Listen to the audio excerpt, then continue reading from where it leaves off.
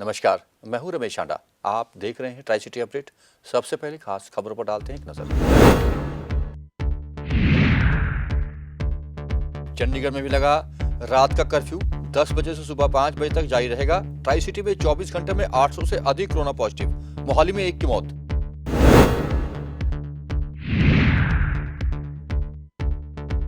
PGI के 200 staff सदस्य भी आए कोरोना के चपेट में। 100 से अधिक डॉक्टर भी शामिल।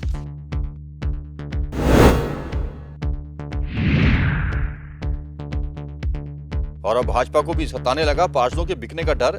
सभी को भेजा शिमला, 8 को लौटेंगे वापस। और अब खबरें विस्तार से। कोरोना के लगातार बढ़ रहे मामलों को लेकर हरियाणा और पंजाब के बाद अब चंडीगढ़ में भी नाइट कर्फ्यू लगा दिया गया है। प्रशासन की यहां हुई वार रूम बैठक में यह निर्णय लिया गया। कर्फ्यू रात 10 बजे से सुबह 5 बजे तक लगेगा।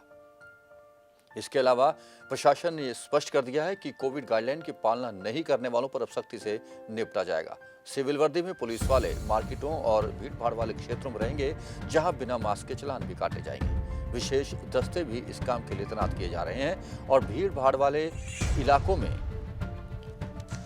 लोग ना पहुंचे, इसके लिए भी प्रशासन बहुत जल्द बड़े फैसले ले सकता है। आपको बता दें कि ट्राई सिटी में आज फिर करीब 800 से भी ज़्यादा कोरोना पेशेंट सामने आए हैं, जिनमें मोहाली में रिकॉर्ड तोड़ 364 नए कोरोना पेशेंट आए हैं, जिनमें एक व्यक्ति की मौत भी हो गई है। मोहाली में अब 960 एक्टिव पेशेंट कोरोना के हो गए हैं, जबकि पंचकुला में 285 नए पेशेंट आने के बाद खलबली मच गई है और वहां भी अब एक्टिव मरीजों का आंकड़ा 500 के पार पहुंच गया है। चंडीगढ़ में बताया जा रहा है कि 200 से अधिक नए कोरोना पेशेंट आज सामने आए हैं, जिसके बाद प्रशासन के हाथ पांव फूलने लगे हैं। नए क्वारंटीन सेंटर बनाने पर भी विचार विमर्श किया जा रहा है, जबकि अस्पतालों को भी अलर्ट कर दिया गया है। पीजीआई में पिछले 3 दिन से स्टाफ, डॉक्टर्स और नर्सिंग स्टाफ कोरोना की चपेट में आ रहे हैं। बताया जा रहा है कि 200 से अधिक स्टाफ मेंबर्स कोरोना की चपेट में अब तक आ चुके हैं, जिनमें 100 से अधिक जूनियर और सीनियर डॉक्टर भी शामिल हैं, जिसके बाद पीजीआई की चिंताएं भी बढ़ गई हैं। पीजीआई में इन डॉक्टर्स और स्टाफ के संपर्क में आए सभी लोगों को कोरोना टेस्ट करवाने के लिए कह दिया गया है।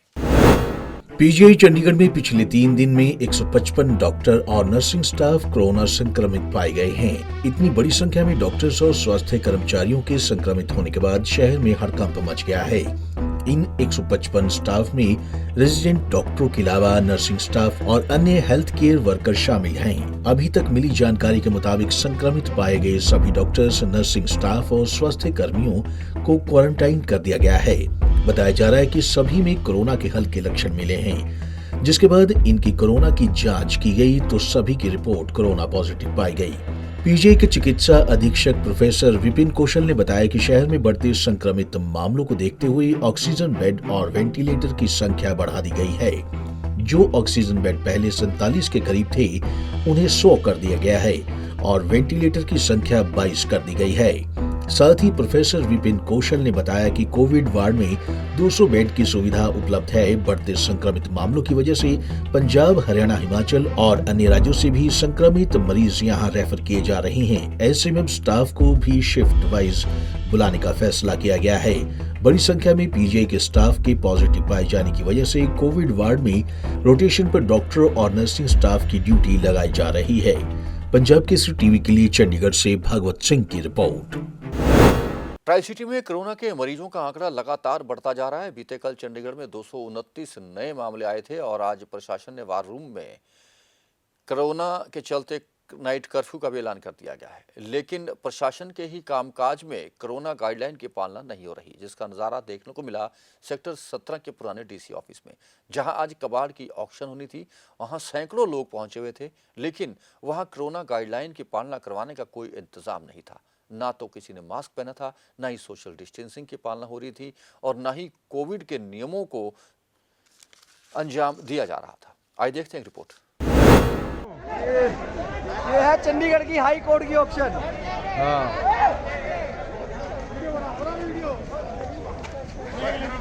ये रुकेगा रुकेगा। ओ आज जल्दी जल्दी जल्दी जल्दी जल्दी।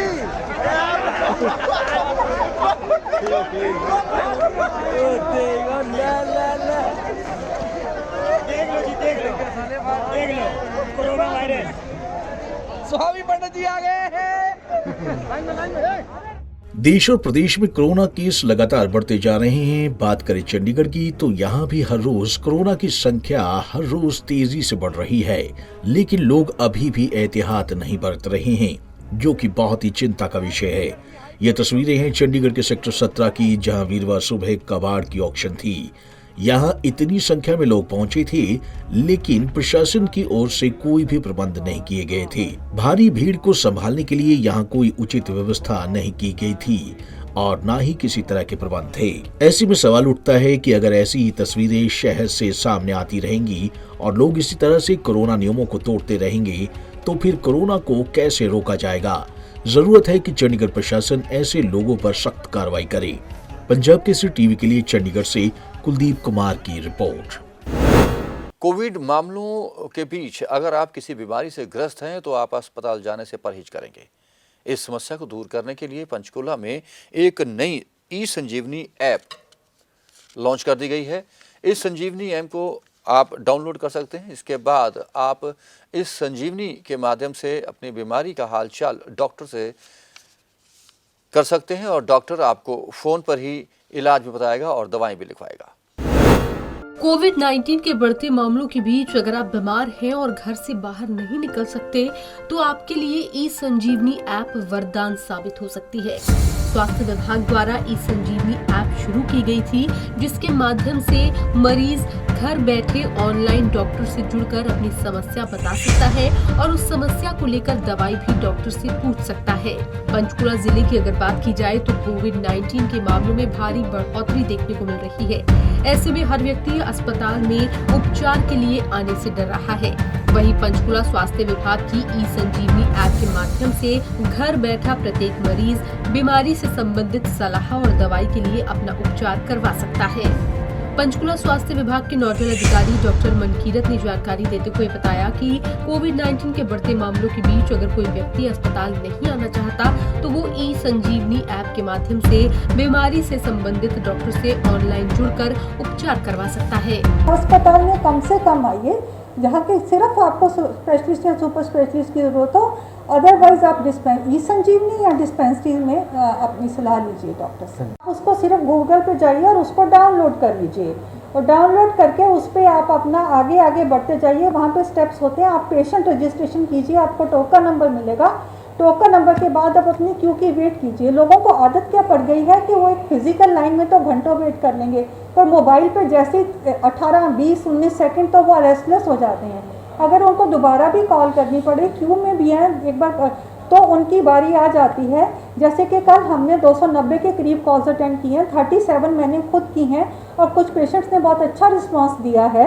और वो ई-संजीवनी डाउनलोड करें, पेशेंट रजिस्ट्रेशन करें, टोकन नंबर लें, एक OTP आएगा, OTP आ जाता है, आपका मोबाइल नंबर आपको अपना करना पड़ता है।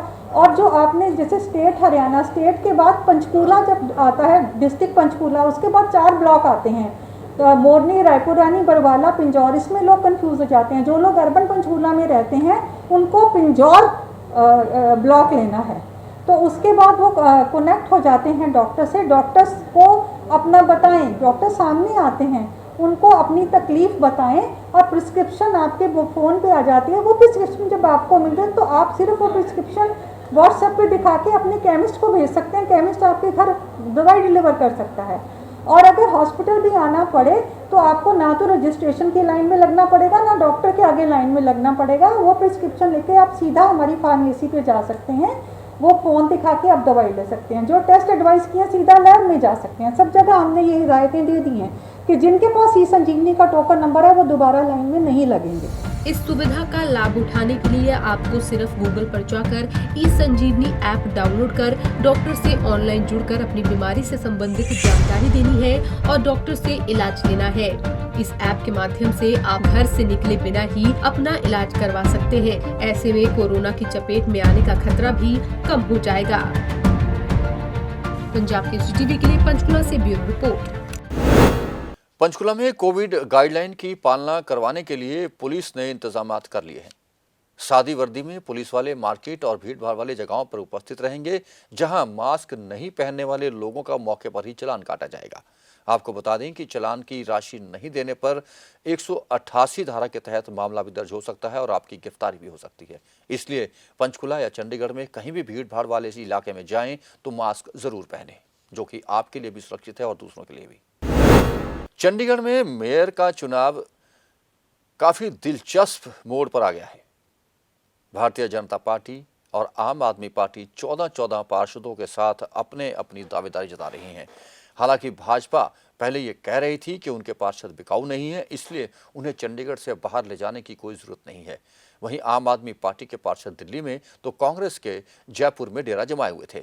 वहीं अब भाजपा को भी अपने पार्षदों के बिकने का डर सताने लगा है, जिसके बाद अभी सभी भाजपा पार्षदों को शिमला ले जाया गया है, जहां उन्हें शिमला की सैर करवाई जा रही है और एक साथ सभी को रखा गया है।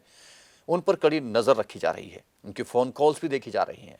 ये पार्षद अब 8 तारीख को, जिस दिन मेयर का इलेक्शन होना है, उसी दिन चंडीगढ़ लौटेंगे और सीधे जाकर वोट करेंगे। चंडीगढ़ नगर निगम के मेयर का चुनाव बड़ा ही दिलचस्प बना हुआ है। मेयर चुनाव के लिए एक एक वोट अहम है और यही वजह है कि तीनों ही पार्टियों को अपने पार्षदों को शहर से बाहर ले जा चुकी हैं। अभी तक आम आदमी पार्टी और कांग्रेस पार्टी की ओर से पार्षदों को कभी दिल्ली तो कभी जयपुर ले जाया जा रहा था, लेकिन अब इसी कड़ी में भाजपा भी जुड़ गई है। भाजपा ने अपने पार्षदों को शिमला भेज दिया है और कहा जा रहा है कि जब 8 जनवरी को मेयर चुनाव होंगे, उससे ठीक पहले पार्षद चंडीगढ़ पहुंचेंगे। भाजपा पार्षदों की शिमला में कई तस्वीरें भी सामने आई हैं, जिसमें वे शिमला के मुख्यमंत्री जयराम ठाकुर को मिल रहे हैं और उन्हें जन्मदिन की बधाइयां दे रहे हैं, साथ ही शिमला घूम रहे हैं। हालांकि अभी तक भाजपा का ये कहना था कि सिर्फ उनके ही पार्षद कहीं नहीं गए। उन्हें अपने पार्षदों पर पूरा भरोसा है कि एक भी वोट क्रॉस नहीं होगा, लेकिन अब मेयर चुनाव में बस एक ही दिन बाकी है, तो ठीक उससे पहले सभी पार्षदों को शिमला भेज दिया गया है। वहीं इसे लेकर क्या कुछ कहना है भाजपा के पूर्व प्रदेशाध्यक्ष का, वो भी सुनिए। टंडन जी, मेयर का चुनाव है, जिस तरह से अब भाजपा ने भी अपने पार्षद शिमला भेज दिए हैं। अभी तक अरुण सूद जी कह रहे थे कि हमारे पार्षद यहीं पे हैं, खुलेआम घूम रहे हैं, लेकिन अब उन्हें भी खरीदने की कोशिश की जा रही है, क्या कहेंगे? नहीं, कोई बाहर जाता है तो इसका ये मतलब नहीं है कि कोई इसके अंदर कोई कोशिश हुई है। हमारे जो पार्षद जो ये इस समय के अंदर उन्होंने ये हमको बोला कि भाई साहब हम लोग यहीं पर हैं अगले 3 दिन। मैंने कहा कि आप 2 दिन जरा है वहाँ पे शिमला घूम के आओ, मौसम अच्छा है। तो उनमें से कुछ लोग गए हैं, सारे लोग तो गए भी नहीं हैं। आपको तो शायद जानकारी पूरी नहीं है। भारतीय जनता पार्टी को इस चीज़ के विषय पे इसमें कोई डर नहीं है। हमारे जो कार्यकर्ता हैं बड़े ही शिक्षित कार्यकर्ता हैं, पार्टी के समर्पित कार्यकर्ता हैं और हमें मान है अपने कार्यकर्ताओं पे। उनके साथ कोई भी ऐसी चीज़, कोई कुछ बोले भी तब भी वो ऐसा कभी नहीं करेंगे। जो लोग लेकर भाग रहे हैं उनके अपने कारण होंगे, उसके बारे में मैं कुछ नहीं कह सकता। जैसे सर एक क्वेश्चन है, जिस तरह से मेयर की लिए लड़ाई हो रही है, तो अगला मेयर किसका देखते हैं आप? किसका देखते हैं? भारतीय जनता पार्टी का मेयर बनेगा। भारतीय जनता पार्टी की केंद्र में सरकार है। हमने सारे जो पार्षदों से प्रार्थना करी है कि आप भारतीय जनता पार्टी के हाथों को मजबूत करें, केंद्र से और भी सहायता हम लाने में और भी सक्षम हो सकेंगे। सर, गर्ग साहब ने कहा है कि कांग्रेस को आम आदमी का समर्थन देना चाहिए, इसको किस नजर से देखते हैं? गर्ग साहब एक पढ़े लिखे इंसान है, उन्होंने अपनी स्टेटमेंट दी है तो उसका स्टेटमेंट का जवाब कांग्रेस देगी।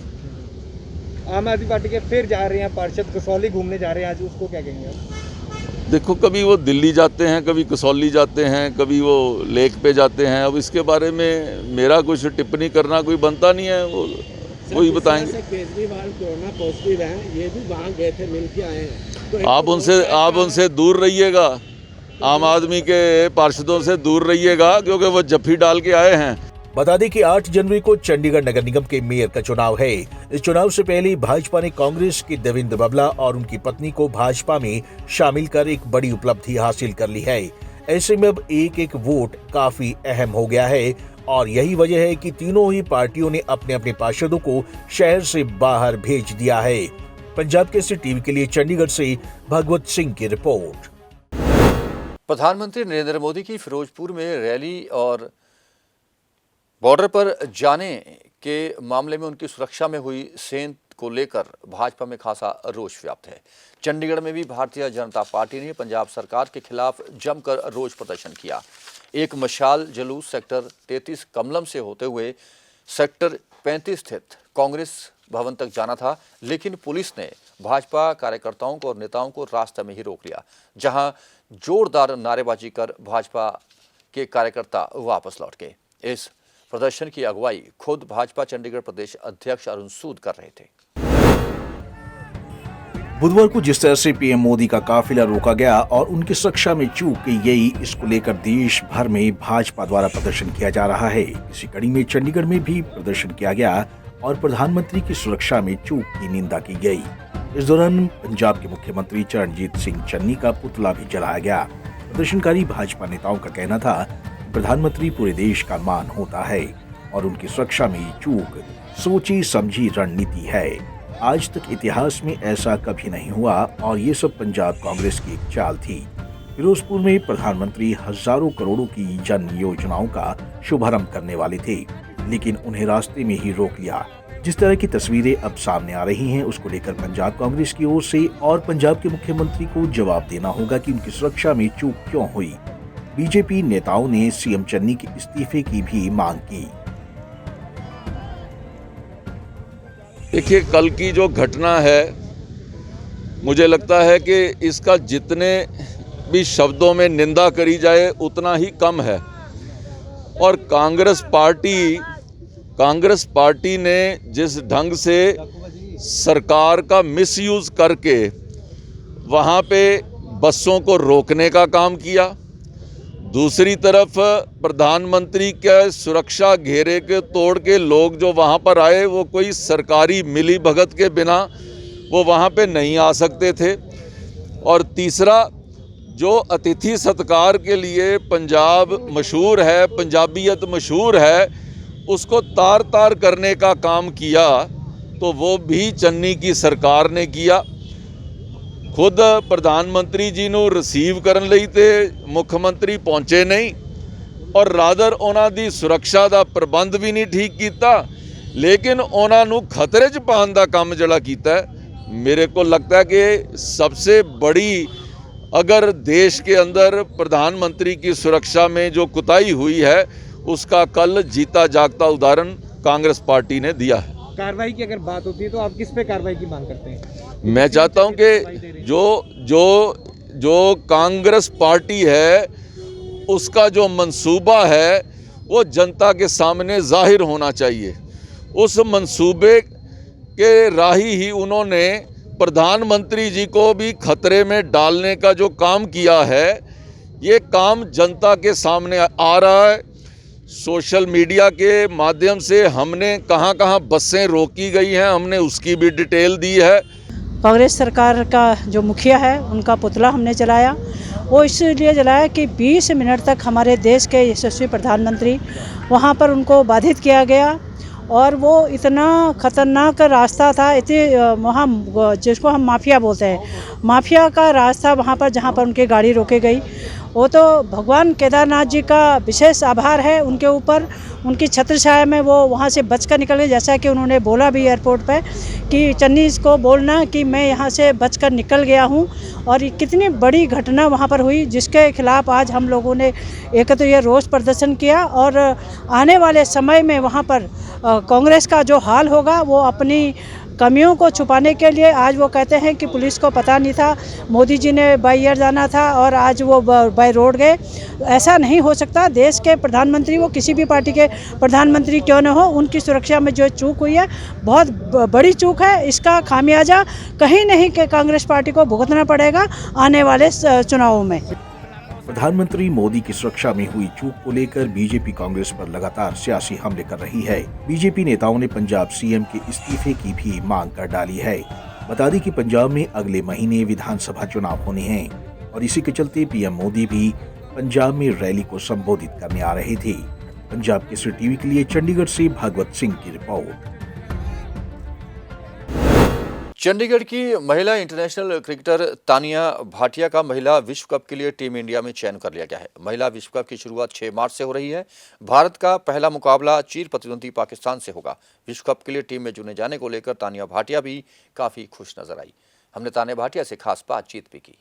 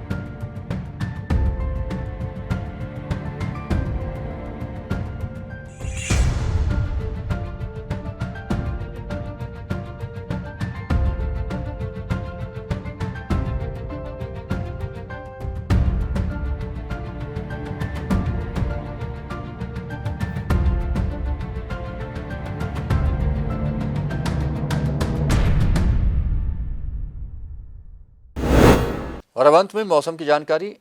ट्राई सिटी में लगातार हो रही बारिश हालांकि रुक गई है, लेकिन मौसम विभाग के अनुसार आने वाले 24 घंटों में फिर से बारिश होगी और तापमान में कोई खास अंतर आने वाला नहीं है। दिन में वीरवार को अधिकतम तापमान 19.5 डिग्री सेल्सियस और न्यूनतम तापमान 12.5 डिग्री सेल्सियस रिकॉर्ड किया गया। ट्राई सिटी अपडेट में अब तक के लिए बस इतना ही। जाने से पहले आपसे वही गुजारिश कि कोरोना से खुद भी बचें और दूसरों को भी बचाएं, मास्क पहनें, सोशल डिस्टेंसिंग अपनाएं और कोरोना वैक्सीनेशन जरूर करवाएं। फिर हाजिर होंगे कुछ और खबरें और सूचना लेकर। तब तक के लिए रमेश हांडा को पूरी टीम के साथ दीजिए इजाजत। नमस्कार।